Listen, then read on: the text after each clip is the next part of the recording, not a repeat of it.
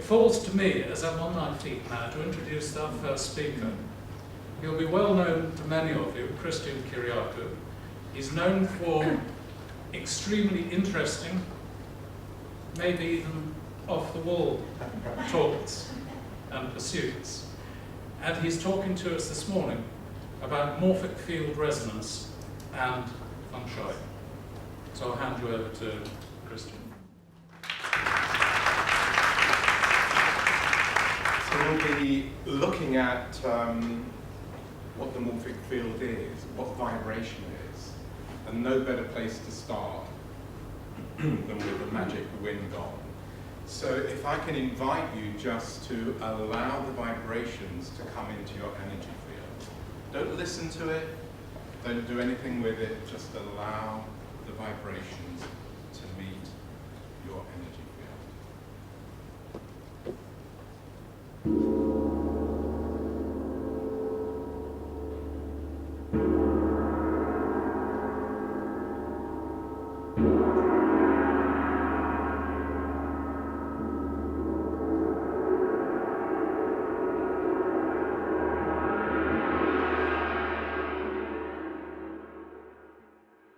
So vibration is what holds knowledge, it holds information, it holds the codes, the genetic codes of everything that exists in the universe. So we'll be looking at a bit of the sacred geometry that is kind of the mechanics of this all. And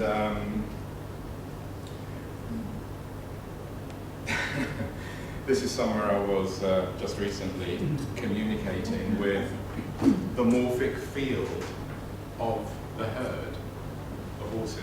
Incredible intelligence. And how they can connect from one country to another to actually speak to you. Human beings do it as well, but we don't kind of like trust it as much. I was at speaking at the British Society of Dowsers a few weeks ago, and on the afternoon I arrived, the client had booked my flight over to this site, and immediately I got taken out energetically, real headaches, serious migraines, which I never ever get. And we'll come back to this in a moment because, as we go through the slideshow, it was to do with the connection of the field and what was happening on a global scale in another country, on another continent, and the stories that were running on the land that was affecting the people's lives, their business, their relationship. Everything was being affected. The house itself did not need Feng Shui. That was not the issue. It was the stories running on the land that were ancient, that had not been resolved. My message at the moment, as Raymond says, I'm into some pretty cutting-edge, crazy things, but it is very much about what is the story that is running? How to get right back to that 0 point, the seed point of what actually holds the energetic code. And if we can get to that point, and we can only get to that if we are actually totally connected to consciousness in our own center, fully connected to universal source, that we can actually touch that soul of the building and unravel a story, or the soul of the land. And once we find that, the Feng Shui does itself.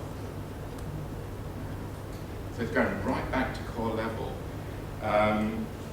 So communication is through sound, the geometry of space. All space holds geometry. Some of you may, I certainly see geometry in my psychic eye. And when I look at a room that needs space clearing, it's very foggy. I was in Sweden last weekend teaching, and we did a Friday night, just a couple of hours group, and the energy by the end of the evening was really high vibration. You could feel that kind of sparkle in the air.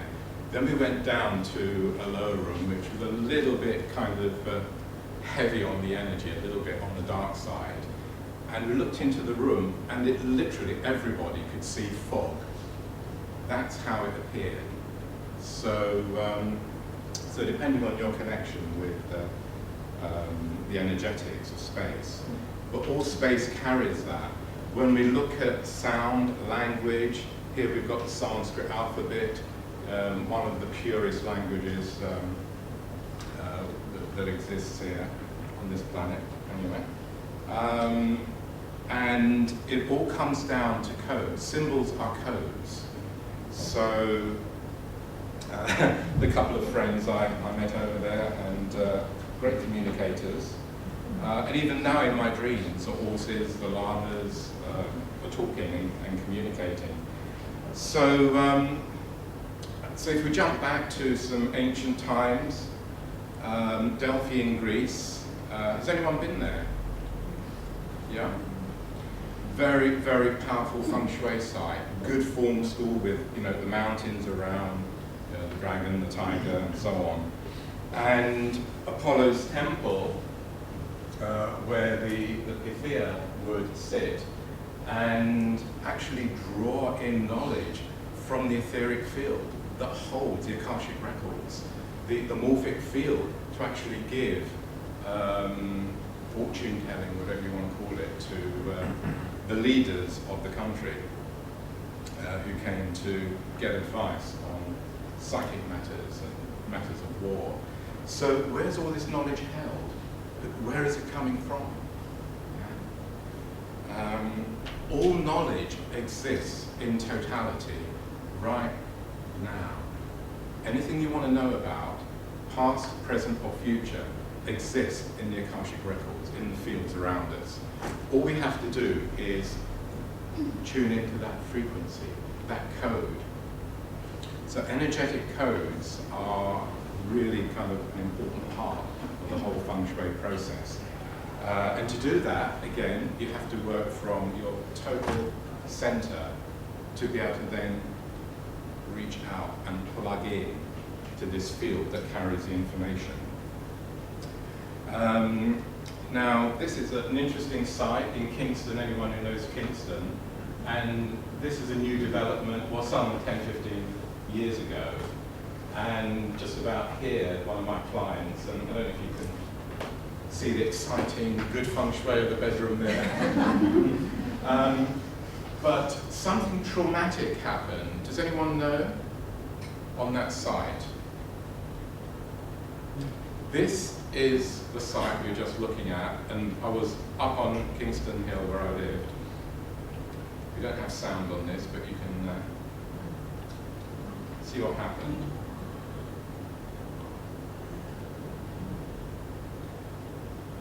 And in fact, my kind of energetic connection to this site tells me there was a stone circle there in ancient times. It was then a power station. It is linked to King's Road, Kingston Hill, King's Road, Chelsea, comes straight through to Westminster. Coincidence? So when a trauma like that happens on the site, that memory is locked into the morphic field, into the energetic matrix. So anything that is built on that site afterwards is going to be affected. It's going to have devastation effects, illnesses, cancers. This is right at the core. And so my message is about getting right to the heart of the traumatic events, anything that happened in the past that is held in the field. And of course, this is truly what Feng Shui is about at its core level. Hasn't totally come through at this level with the texts from the teachings from the East, but this is my connection to it and connection to ancient times. So this is another client in Glastonbury or just outside, and you'll recognize the tour. So this is a view from her window, and this is a view from inside her window. So, as toilets have been mentioned already, we have quite a traumatic effect that happened on that. this is the sort of thing that will carry in the field, and it doesn't matter how much you tell someone to clear their clutter. It's about realigning the inner matrix of the person. Feng Shui is about people, not buildings alone. It is about the correlation, the relationship we have with our buildings. And this is easily forgotten when we're working this subject. So, harmonics codes embedded in the soul of a building. When an architect designer starts to create the concept of a building, that is when the seed form, the soul of a building, is planted on that land. It holds the energy, it holds the code, and depending on how pure the architect is, will determine the quality of the soul of that particular building. We've heard the phrase, a mad architect will create madness in the people who live in those buildings. That's where it comes from, as well as all the other levels of stuff that happens in life, in a building that builds up layers and layers and layers. But when I work to regress, literally regress a building through its years, through its layers, through its history, everything that's happened, space clearing, actually don't like the word space clearing, it's more space alignment, because what you're doing is actually bringing the energetic fields into alignment with universal law, universal principle, universal sacred geometry.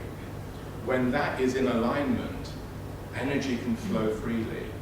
When it's at the golden mean harmonic, which we'll come on to in a moment, everything flows and energy cannot get stuck. The golden mean ratio is the only geometry that has no stress at the node points.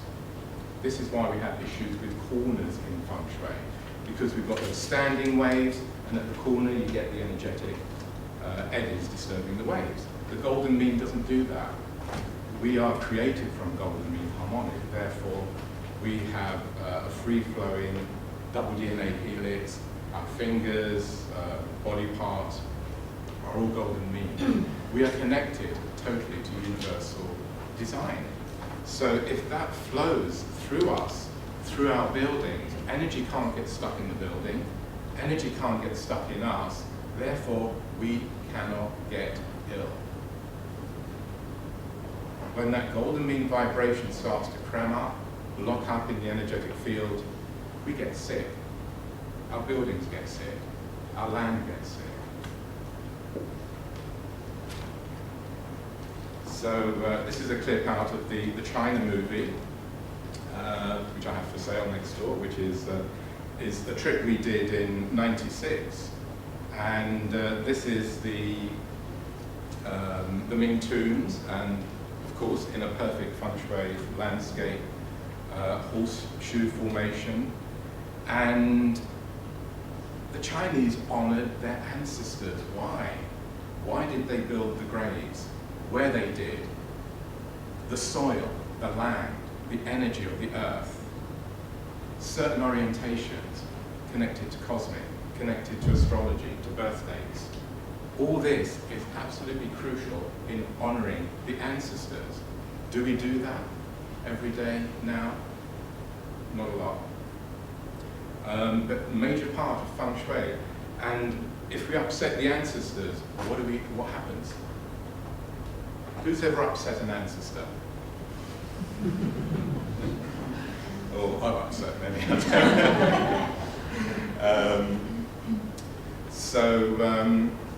We'll come back to this in a moment, because you can work with the ancestors and they actually come forward to work with you if you call on them. Very, very powerful. If you upset them, they can cause a lot of devastation. So apparently we're told that there's chaos in the universe, is that right? Yeah. If you believe it to be so, then there it is. Chaos is a point of view, it's actually a duality. Order. Do we have order in our lives? Yeah, sometimes.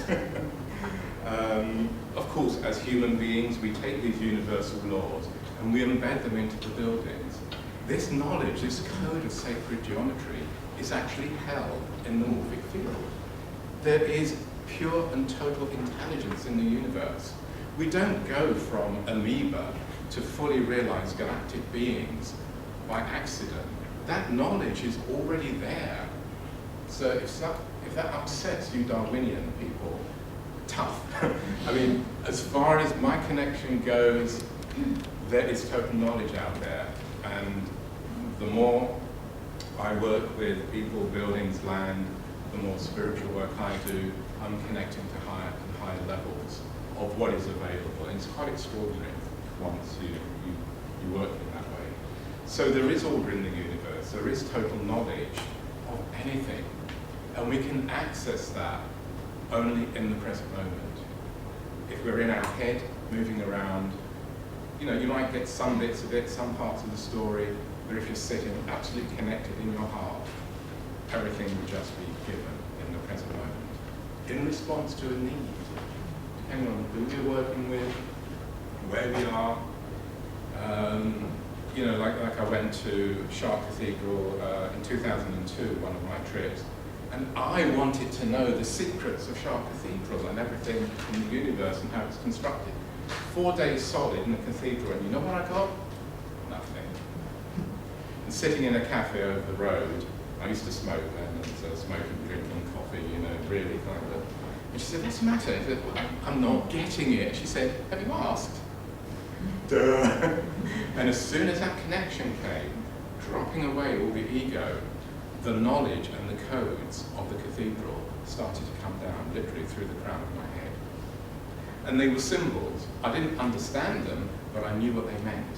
I was being given the codes of the construction of the earth, the cathedral, the geometry, the sacred geometry, why it was located where it was, and so on. And it got so much that I had to even let go of that and let it just drop into the heart. And that totally blew me apart. It was an extraordinary process. Then going back into the cathedral, all that locked in to the cathedral, looked at the south rose window, and you know, those who have been in front of the window, the effect it had was to start to ratchet and actually reconfigure my DNA, my matrix, my knowledge body, and I could either resist it or allow it to do its job. And a cathedral is a healing center. It's a center of knowledge. They were actually set up as schools of knowledge. So the point where the knowledge is held is always at the seed point. A seed expands into a flower. The code of anything is set off by vibration. So anything we consider, like, let's say a cube, let's say this room was a cube, the seed point, the spoti in Sanskrit, holds the genetic code of the shape of cube. So from the center, once you activate it through sound, through intention, that's why in Feng Shui we say place something with intention, because it connects directly to source, to universal energy. So we say cube, and the radii expand into 8 corners and stop. So that's the code. That angle, that distance, and that creates the cube. And so those corners, those 8 corners, hold the energetic code, or part of the energetic code that's connected to the seed point. The walls are purely the illusion of creation. At another 3D level, the walls are important, not just to keep the weather out, but standing waves. And so the measurement, the distance, the proportions, the geometry again, are crucial for the standing wave vibrations that affect us. And of course, this is how the sacred buildings and the King's Chamber in the Great Pyramid, all very specific for that standing wave vibration. And of course, the galactic connections to Sirius and other planetary systems. So we have this explosion of the seed point from the center. So here are a few of the geometric tools and the double DNA helix that runs through us. the photonic solid. In fact, they're more space frames. Of course, the rose, which holds the golden mean vibration, the Nautilus shell, which is a golden mean spiral, and so on. So the Vesica Pisces, this is actually on the Cathedral at Chartres over the doorway. And this is quite common. And in fact, you have the original circle, which is us, unity. And then when we expand to the illusion of duality, we get the two circles moving apart. And we get what's called the Vesica Pisces. It's the birthing canal, the birthing energy process, which brings Christ forward, or that Christ energy forward. So it's the mother womb process. So the circle squared is another cosmological principle where the distance around the square, in fact the inner square here, and the distance around the circle are equal. That means masculine, feminine are in balance. So circle heaven, square earth. This is the Abbot's Kitchen in Glastonbury. Amazing acoustics. Has anyone worked there? Been there? Yeah? You get a chance to go there, extraordinary. We've had several sessions sounding, and the monks are very much alive, and they actually will join in. And I've got recordings where you can hear their voices joining in with your sounding. And in one session, I actually had one of them kind of come in through my back, and my voice dropped another 2 tones lower, which was an interesting experience. But I'm used to that sort of thing. So this principle of the circle squared is seen in the Great Pyramid. And here it's beautifully illustrated with this little quill, where we have the base as square, earth. And in fact, there's another pyramid actually reflected under the earth, yeah, so as a last so below. And the height actually creates the radius, which gives you the circle. And of course, it has to be equal. Lovely. So that's just how one principle is embedded into a building. Of course, the Great Pyramid has many, many. So another aspect of geometry and the weave. In most sacred buildings, you will find the statement of masculine, feminine, yin-yang, interweaving. And so when we look at Christopher Wren's extension, we always get this yin-yang weave going through buildings. Salisbury Cathedral, and again, what do we see here? Where do we see the male-female? Yin-yang. Hexagram, which is masculine. The mineral world, hex. Pentagram, feminine, the golden mean. So we have male, female, going right round. All sacred buildings will have that code built in. It's the acknowledgement of there's unity and there's duality. So the golden mean harmonic, very powerful. You just rest your attention on the center of that, or put this in a space in the house. Wow, that will unstick energy. The golden mean is the life force. So we see it in the peacock feather, the spreading out Fibonacci series, the 1, the 2, 3, 5, 8, 13, 21, 34, and so on. The Fibonacci series, which is the golden mean progression. The fern reflects that, the pine cone, and so on. And of course, the lovely sunflower. So this reflection of the golden mean. And of course, the cactus. I mean, cactuses have had such a bad press with Feng Shui consultant. Yeah. But it actually holds the golden mean spiral. And of course, the church in Valletta, beautiful. If you just stand under something like that, it will remind you of who you are, because we are golden mean beings. This is a church in Venice, most extraordinary depiction of the golden mean in the mosaic. Absolutely beautiful. And of course, Corbusier designed the golden mean, and this is his church in Ronchamp in France. Beautiful building. So back to Chartres, we have doorways which hold, so that's where Christ in the Vesica Pisces was. But the actual ogive arch, the entrance of a cathedral, is actually designed to the pentagram, which is golden mean. So what happens when you walk through the doorway? You're showered with golden mean harmonics. It actually resets your DNA system. It's a healing center. Beautiful cathedral, very, very powerful. And in fact, you see the two spires here.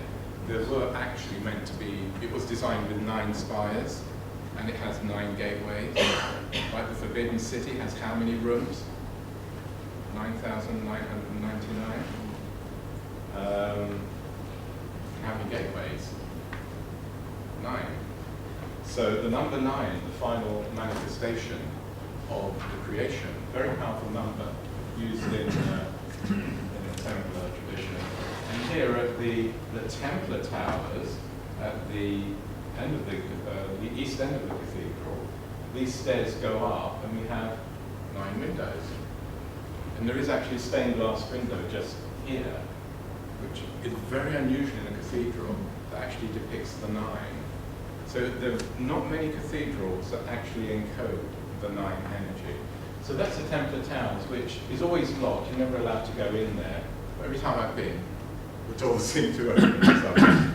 And that's looking up into this tower, and you can't really see it there, but on the screen you can see all the orbs kind of dancing around.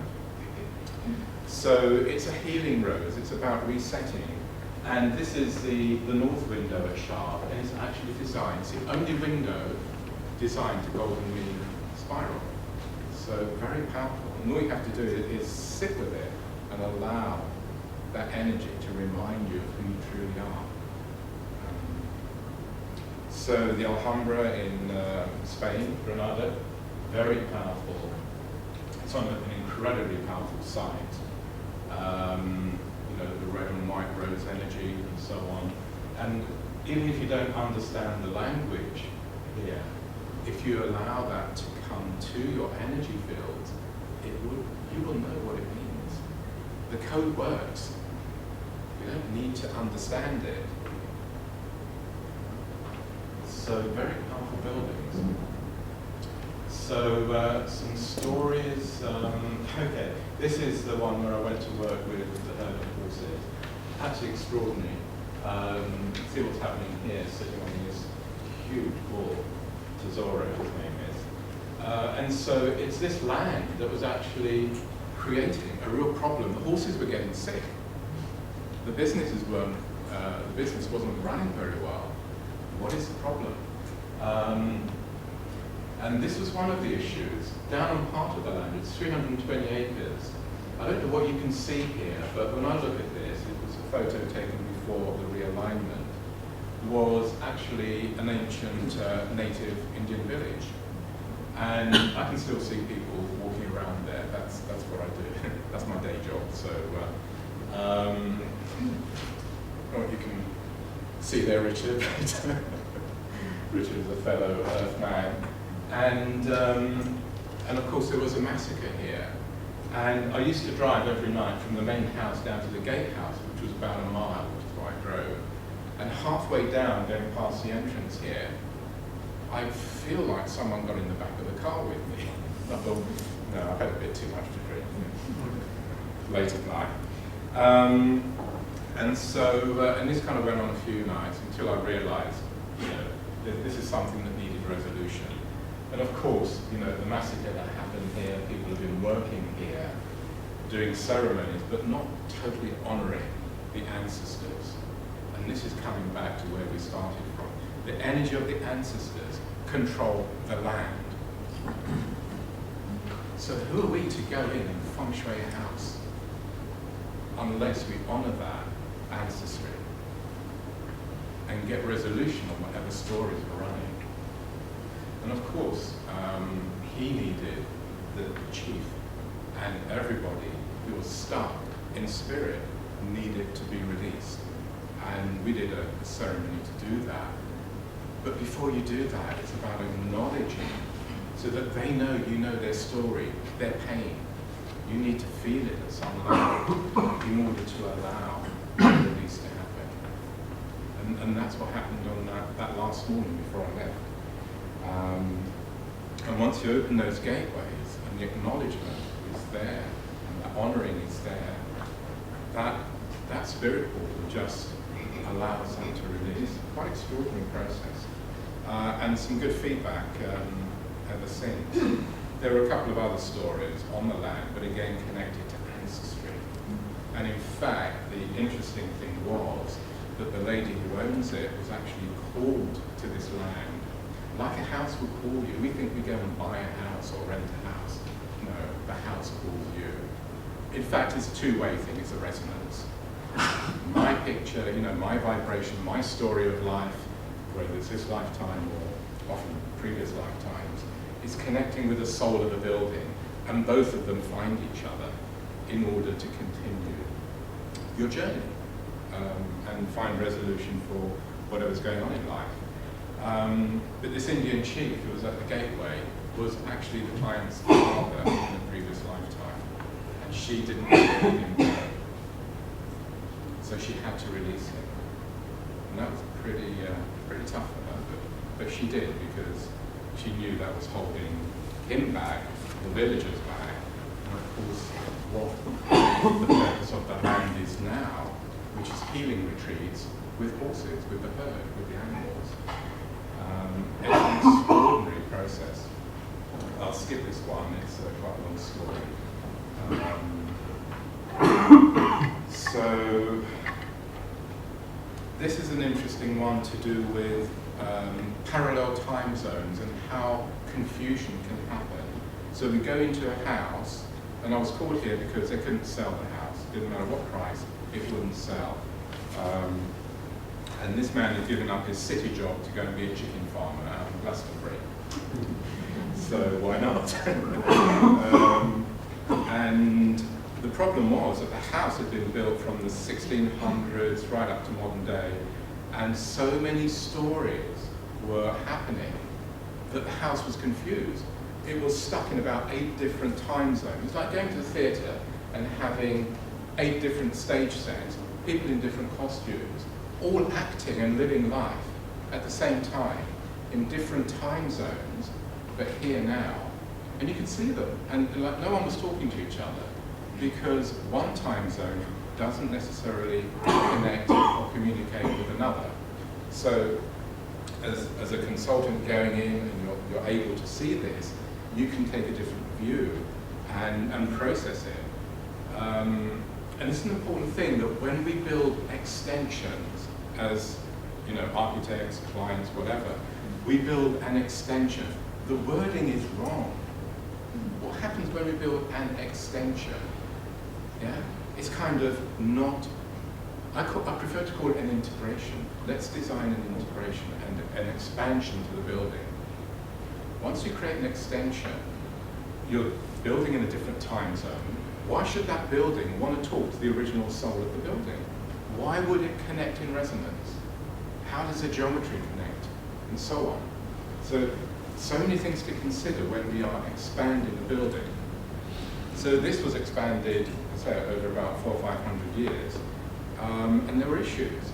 And so it's about resolving each story in each different parallel time zone, releasing the energetics, the spirits that are kind of caught in the matrix, and then allowing, because what was happening was there was a ring of steel around the house that wouldn't let the beautiful energy of the gardens around to come in. And they'd upset the elementals, and when you do that, they will lock in a house and stop it from being nourished. So, and this was, when work done, the house sold within a few weeks. So those interested in buying and selling houses, again, it's about the resolution of what is your story, why was the house calling you, and if you resolve that, it will release you to move on. But if you don't, the house will not let you go. It will hold you prisoner. And I've heard that phrase so many times, from a client. You've got to sort out why you were called. And once you do, and it only needs to take, you know, I worked on a house in Chelsea where they couldn't rent it. Empty for 3 months, it had been abused by foreign tenants, connected the client with the soul of the house, and she realized and heard, I do not want to be abused again. And as soon as she acknowledged that, within 1 hour, 2 estate agents had phoned up, and the house was rented that afternoon. That is how quick. But you've got to go right back to the seed point of the code. You don't have to feng shui 20 rooms in a house. You find the heart, the seed point of the house, and that's where you work it. Breathe it in, release. Once you've got the story. So this was another one where in Hope, New Jersey, where the 2 sisters were battling, and long story short, half the family was white, half were Native American Indian. So again, the land, they actually built their land on the site of a massacre of a Lenape Indian village. So they were drawn to it to resolve, because one sister was Native American Indian in energetics, and it wasn't until they actually resolved that, and we worked through releasing, going back to the core of the tragedy through sound, and actually sounding in every room, starting from the core. The son had actually died from the negative energy that had been built up there. So extraordinary story. So to go in and just feng shui the house without getting right to the core of what caused the trauma that gets locked into the morphic field, and it calls you for resolution. And so you then go into battle with it. So they did a ceremony and actually created, and there was still a deer trail going through, and suggested they did an altar, which they did, and we doused it and found where to place it. So all went extremely well after that. This is an interesting, we're kind of getting close to time now, but this was in Hope, New Jersey. And this example is really to illustrate that there was an event up in the attic that nobody would go. Even the dogs, the animals, wouldn't venture up there. So of course I get sent up there first. And it was nasty, but there was a man at the entrance stopping people coming up in a different time zone about 100 years ago, while his mate was whipping one of the young boys, worker boys. But that story was still held in the field. The interesting thing was that barn, something like that, which was just up the road, had burned down, and they rebuilt this house. The story will not go away just because you demolish a house. You redecorate it, let's freshen it up, or even burn it down. The story is held in the energetic matrix, and the same as the ancestors and the land, that is holding the whole story. And getting back to that seed point is what the resolution is about. This is her, and she'd actually sold the house and then had to rebuy it back. Incredible story.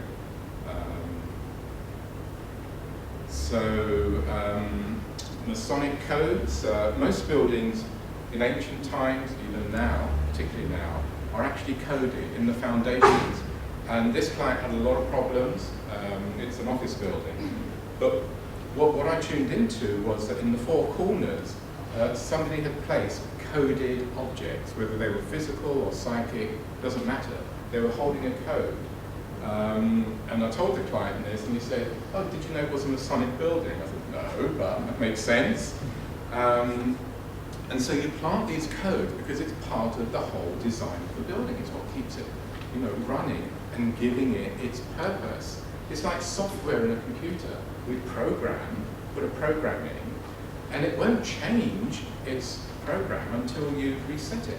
So this building was now being used as an office, but it was designed for something else.